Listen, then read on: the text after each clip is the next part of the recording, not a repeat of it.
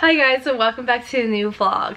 So for this vlog, if you guys don't know by the title, my son is deaf, and I'm going to be telling you guys a story about how we found out he has no hearing in his ear and what that was like, kind of like our journey, I guess, because I know a lot of you guys have been wondering, but you guys probably are not asking what happened. As a parent, I always like to know, like, well, what happened, like what was that like. So this video is going to be all about Jaden, all about his hearing, everything that we have come down to.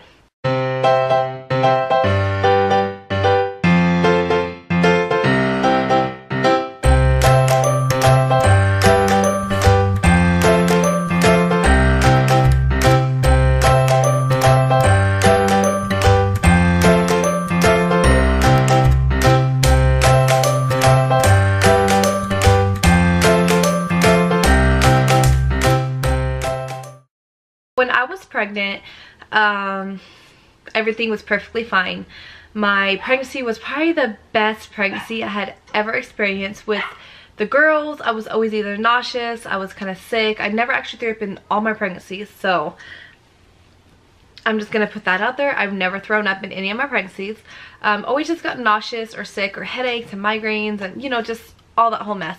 But with this pregnancy, it was like I was growing this little baby in my belly, and I had no symptoms. Like I wasn't sick, I didn't get nauseous, I didn't have headaches. It was perfect. I think I maybe got a little stuffy nose here and there, and maybe that was it, just because your glands up here, they do swell when you're pregnant. That was pretty much it. My pregnancy was like perfect. Like I couldn't have asked for a better pregnancy ever. About 4 months, I found out I was having a boy.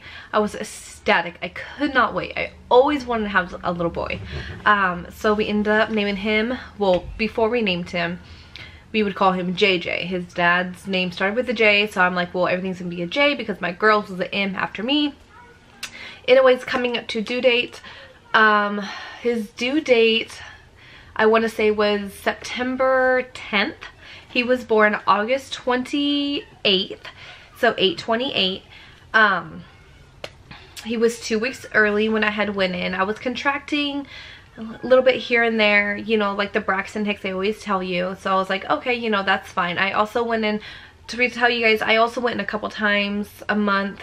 I think starting from 7 months all the way to 8.5 months. Every 2 weeks I was going and getting a shot to stop my contractions.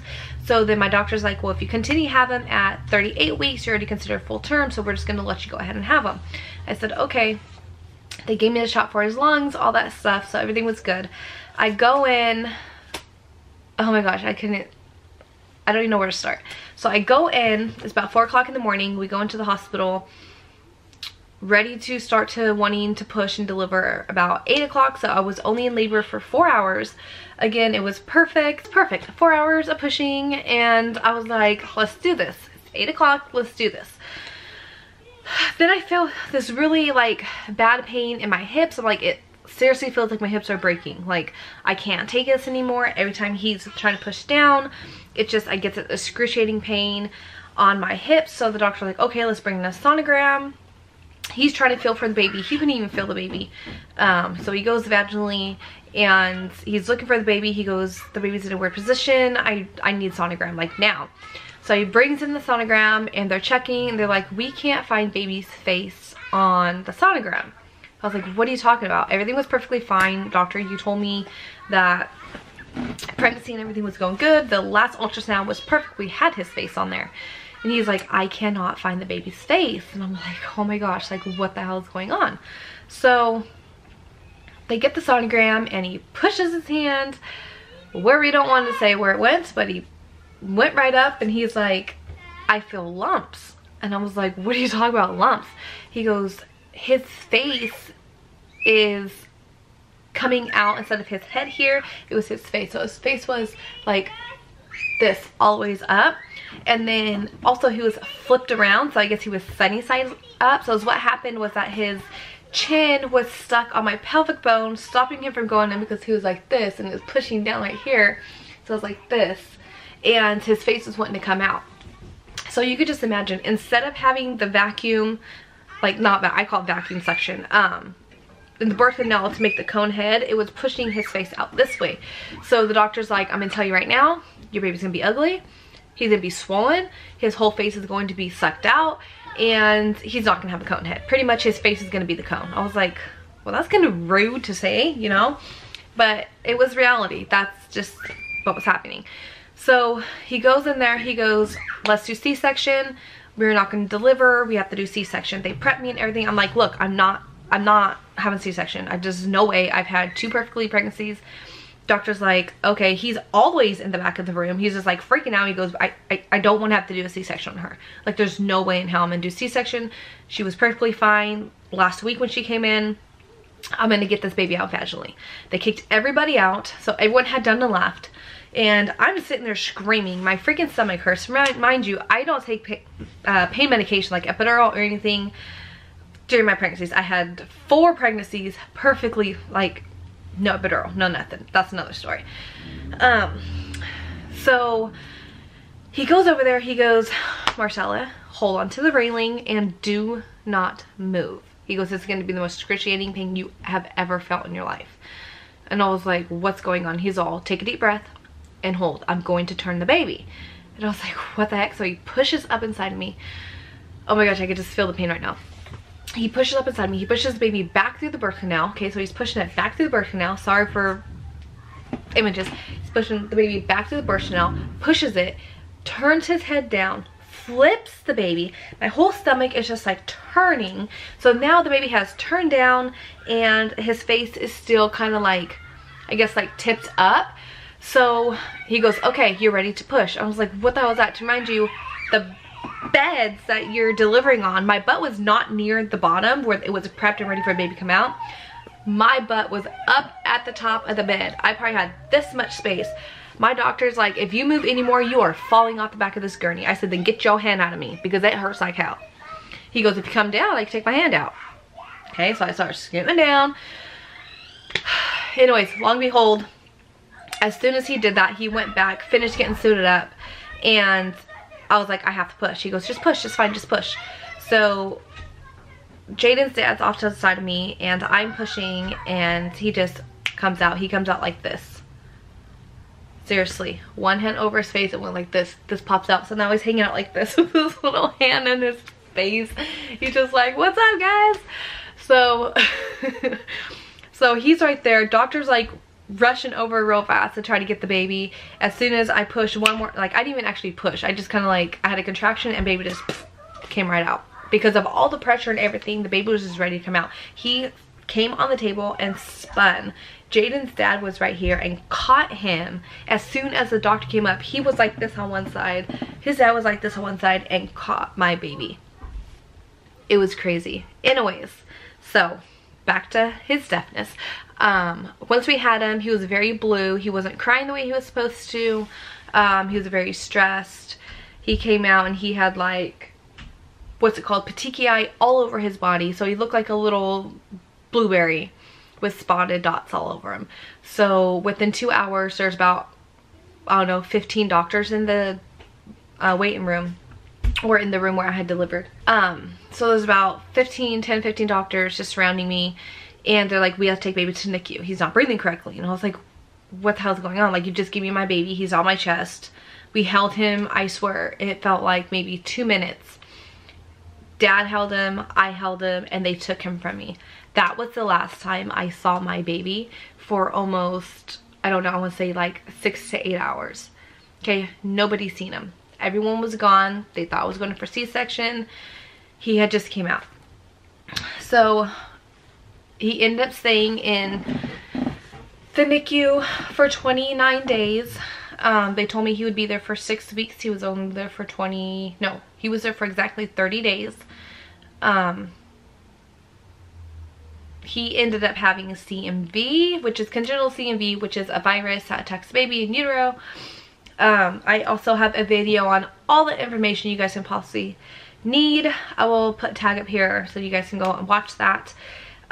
Anyways, right before they had taken him in, within I guess 24 hours, something like that, they did his hearing test, or 48 hours, I can't remember. Everything happened so fast, so my dates might be a little off. But within like a couple days, they had done his hearing test. They're like, okay, he failed his hearing test, that's fine. He probably has fluid back in his ears because he came so fast after once they had flipped him inside of me. So I'm like, okay, that's fine. You know, I hear that happens all the time. So they're like, we'll retest in about a week because he's going to be having some stay here once they found out he had his CMV. So then they come back out and tell me, they're like, well, how many weeks were you when you delivered? I said I was 38 weeks in a couple days. They're like, no, he was not 38 weeks. I'm like, okay, well, how far was I then? They're like, because the baby had a large spleen, which had enlarged his stomach, which enlarged everything. It put him at, what was it, 3 weeks or something over? Yeah, 3 weeks over for the due date. They're like, so reality, because of his lungs were still underdeveloped, he had no sucking reflex or anything like that. They told me I delivered at 35 weeks, so he was 5 weeks premature. So because he was 5 weeks premature, they have to keep him regardless, I guess, for protocol. So they end up keeping him. Fast forward, once he was getting discharged after the 30 days, they had told me that he had failed his newborn screening again and that he needed to be seen right away in Palo Alto, which is about 2.5 to 3 hours away from where we live. And in order for him to be discharged that day, I had to get him there the very next day. As a mother of a NICU baby, you're thinking, okay, I'm taking my baby home today. He has to go 3 hours in a car ride out in the open where all these dangerous, what do you call it, bacteria and germs and everything are. You're wanting this baby to go out. I said, okay, fine, whatever. I'll go, I'll cover him, I'll put a little sign that says, do not touch my baby, don't even look at my baby. So we get there and so we go into Palo Alto to Lucille Packard Hospital, and they did his hearing test. It's like, he definitely is failing on the right ear. It's not picking up many sound waves versus the left ear. It's completely normal range. I'm like, okay, well, that's weird. They're like, well, so we're gonna send you back for an ABR. That means you have to come back here, okay? Come back there in what was it? I don't know, like a month or something, to do that. Remind you, an ABR is very extensive, so they have to be completely asleep. They're like, on the way up here, keep him awake. How are you gonna keep a baby that is like 3 months old awake in a car? You already know once they hit the car, they're gonna go to sleep. So I was like, okay, I will do my best. They had to be extremely exhausted, very tired. So we get up there, they are connecting all these little dots and everything all around his freaking head, all up here on his head. They're having to like rub his little skin. I'm just like, oh my gosh, you guys are going to rub his skin raw? Like, this can't be happening. So anyways, they get all these little things on his head. I do have a picture of it, I just don't know where it's at right away, so I can't insert that picture. Anyways, I have all these little probes and all this stuff all over his head, and you had to be extremely quiet because they had to be super quiet because they wanted the brain to relax, but then they also wanted to capture only sound waves going in through to the ear canal, not what he's actually hearing. So it had to be completely dead silence in there. When we're done, we had gotten the call back saying that he indeed failed his hearing test and he needed to come back in and see ENT to get everything started. So once we started going up there, we went back about at 6 months old because we had to deal with insurance and all that stuff. So 6 months old, we went back and they're like, okay, we're going to keep an eye on it we're just going to keep checking every 6 weeks until insurance approves that he can get some hearing aids. I said, okay, well, what about cochlear? And they're like, no, he's not a candidate for cochlear because I guess the way that the hearing is inside of the ear canal, it's just because he didn't have, I guess, more than 50% hearing at birth, his brain doesn't understand how to grab, I guess, the hearing. I don't know. I'm still very confused on that. If you guys know anything, comment down below and let me know. So I was like, okay, so now he's on candidate for cochlear ear implant in this ear. So they had told me that he can do a hearing aid, and I was ecstatic about that. So about 11 months old, no, so at 10 months old, we go in, insurance approved it. We go in, they do little ear molds, they get them done, testing him again. Then they tell me he only has 20% hearing in his right ear, left ear is still 100%. Great, I'm super excited. He can hear me clearly. When I call his name, he's turning his head, he's looking at me. So we go get his little hearing aids. They're probably like this tiny, and I wish I still had them, but that's a whole nother story. He tossed them out the window and they're gone. They're so freaking tiny. They're super duper cute. I think they were blue with little sparkles or something on them. I can't remember exactly what color they were. So when we had done that, they're like, well, it's a little loose already. They're like, so every time you come in, because the baby's ears grow so fast, we're going to go ahead and do impression, get the impression while you're picking up the ear mold.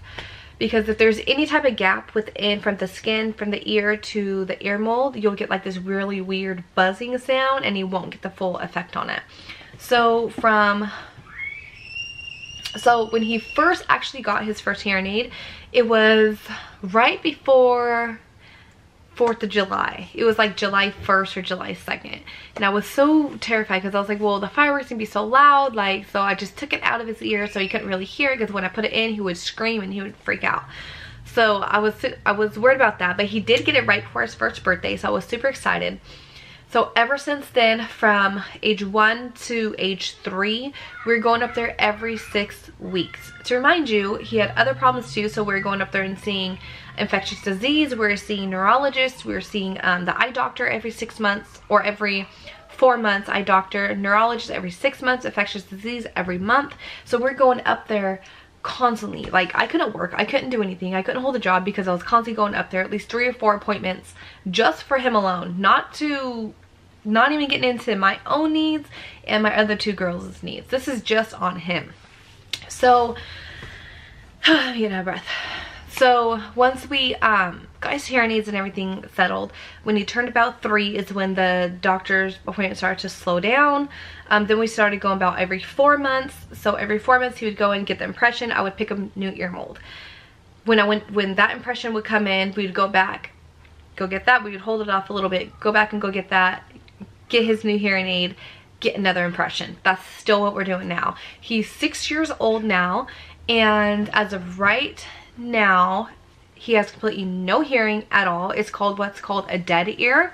So the little hairs inside the ear that tells the eardrum to listen and to hear, they don't move. Like, they're just stuck up like this. Now has no hearing whatsoever in his right ear. His left ear is slowly decreasing. I think it has lost 10% hearing. So we're still at 90% hearing, which is really good. Eventually throughout his life, because of the virus, they said that he will eventually end up losing all of his hearing. Good thing is on his left ear, if he does end up losing his hearing completely, he is a candidate for cochlear implant. They had actually just told me at his last doctor appointment, we can implant him for this ear, but there's like a 50-50 chance it would work and that it wouldn't, and I wouldn't want to put him under that, or it's like a 90% chance it wasn't gonna work for him. So that's a pretty high percentage. There's that 10% chance that it would work, and I don't want to put him through that. That surgery is a very invasive surgery, so I had just said no, I don't want to do that. He still has, so if he does end up losing his complete hearing on his left ear, then we're definitely going to implant him. That would be the best bet, because his brain already tells him that he has sounds and everything within those ears. So 6 years forward, he does have 2 hearing aids, not because he needs one for this ear, but because he needs one for this ear, which he has them on, so I can't show you.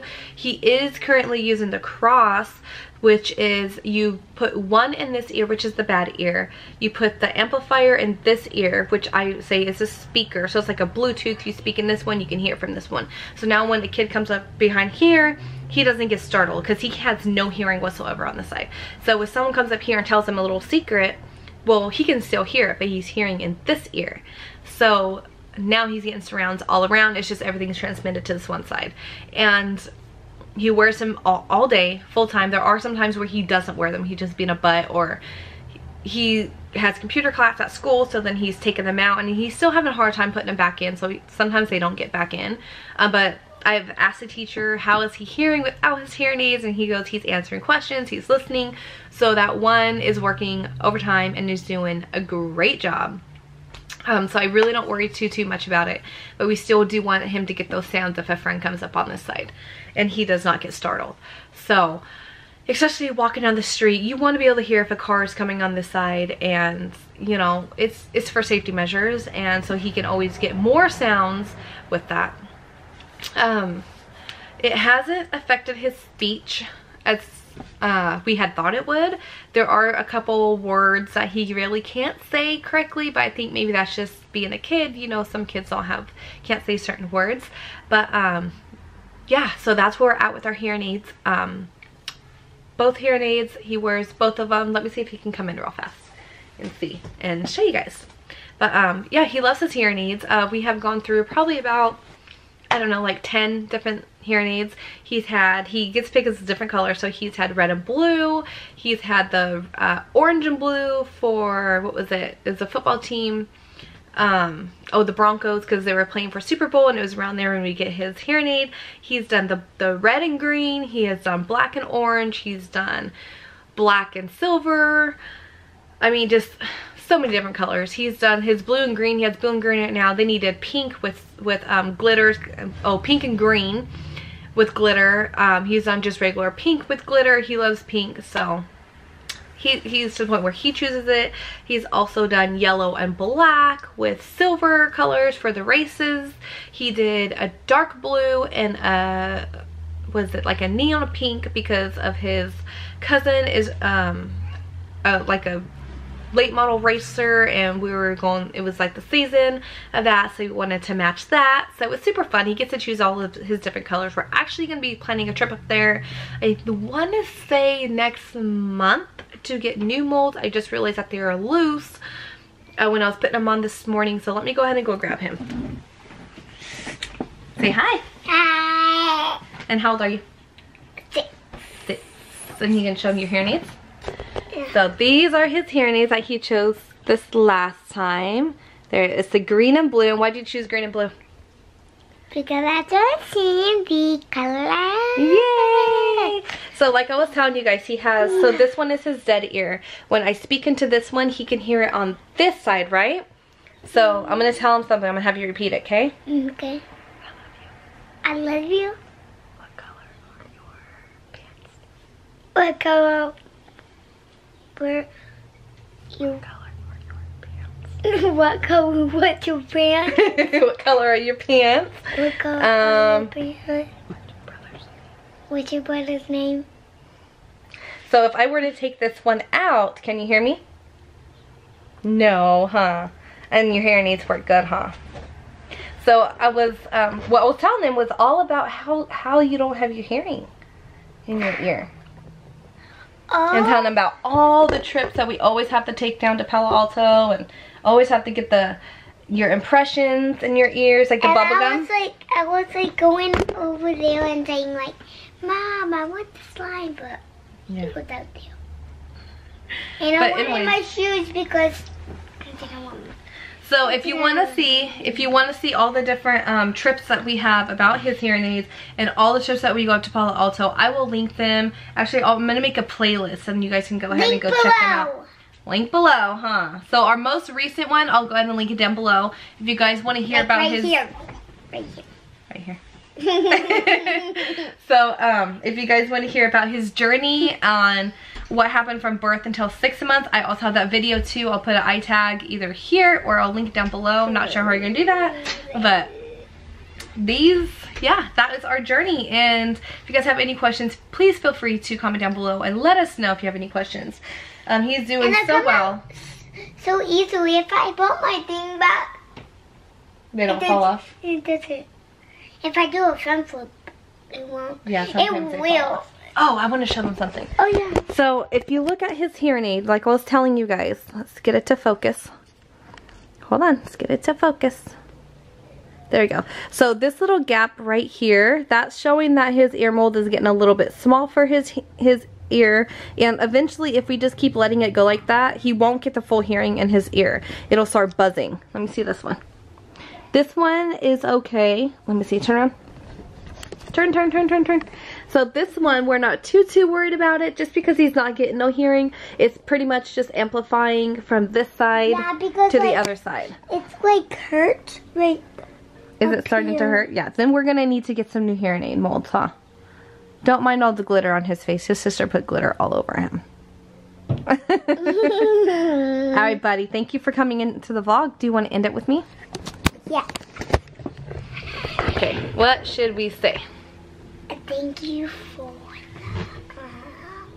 say thank you for watching. Thank you for watching. If you have any questions, comment down below. If you are not subscribed already, subscribe, comment, share, like. Right, and press that bell notifications to get more notifications about our lovely journey with my kids and hearing aid journeys. So bye. So I hope this video helped you guys out, and we will see you next time. Bye. Bye.